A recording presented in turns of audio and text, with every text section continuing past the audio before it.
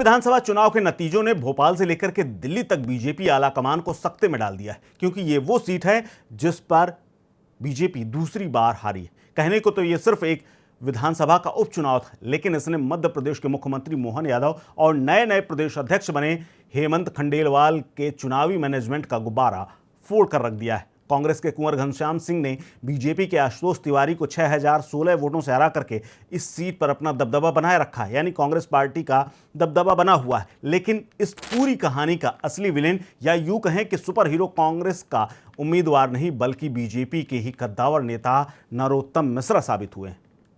क्योंकि social media पर तो लोग कह रहे हैं कि ये तो नरोत्तम मिश्रा की जीत है। लोग तंज कर रहे हैं कि मिश्रा जी का टिकट कटा और दतिया में लुट गई बीजेपी।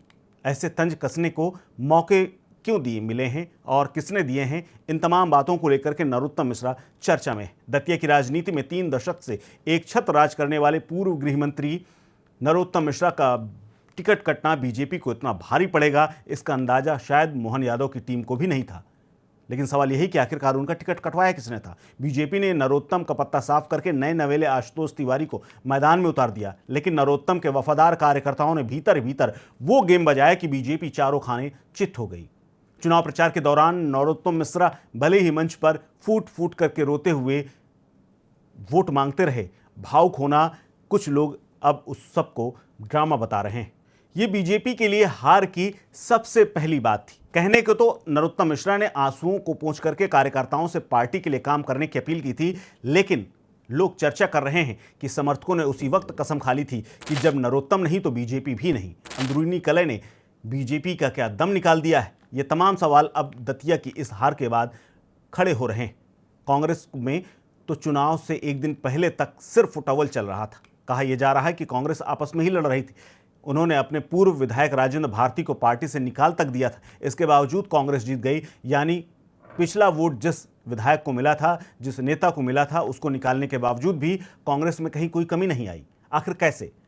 तो इसका जवाब साफ है कि कांग्रेस की फूट पर बीजेपी के नरोत्तम का फैक्टर भारी पड़ गया। स्थानीय संगठन पूरी तरह से बिखरा रहा, बाहरी नेताओं का जमावड़ा तो खूब रहा, लेकिन नरोत्तम के दबदबे वाले दतिया ने नए प्रत्याशी को सिरे से नकार दिया। इसके अलावा किसानों की नाराजगी हो, खाद बीज का मुद्दा हो, अपनी जगह था, लेकिन दतिया के चप्पे चप्पे पर नरोत्तम मिश्रा का अदृश्य प्रभाव देखने को मिला, जिसने बीजेपी के चुनावी रथ का पहिया पूरी तरह से जाम करके रख दिया। अब बीजेपी अध्यक्ष समीक्षा की बात कर रहे हैं और कार्रवाई की धमकियां दे रहे हैं, लेकिन कड़वा सच यही है कि कद्दावर क्षेत्रीय नेताओं को किनारे लगाने की मोहन नीति दतिया में औंधे मुंह गिर पड़ी है। नरोत्तम भले ही चुप रहे, लेकिन उनकी खामोशी ने बीजेपी को दतिया में ऐसा सबक सिखाया है कि जिसे वो लंबे समय तक याद रखेगी और अगली बार किसी को नरोत्तम मिश्रा बनाने से 100 बार सोचेगी। क्या आपको भी लगता है कि वाकई में नरोत्तम की पार्टी भले ही हार गई हो, आशुतोष तिवारी को दतिया में हार मिली हो, लेकिन क्या दतिया में नरोत्तम मिश्रा जीत गए हैं? क्या वाकई में नरोत्तम का दबदबा अभी भी कायम है? ये तमाम सवाल हैं जो हर आदमी सोशल मीडिया पर लिख रहा है और दतिया के कोने कोने पर चर्चा हो रही है। आपको क्या लगता है? शेयर कीजिए अपनी राय, अपना ओपिनियन हमारे साथ। बने रहिए स्टेट मिरर के साथ।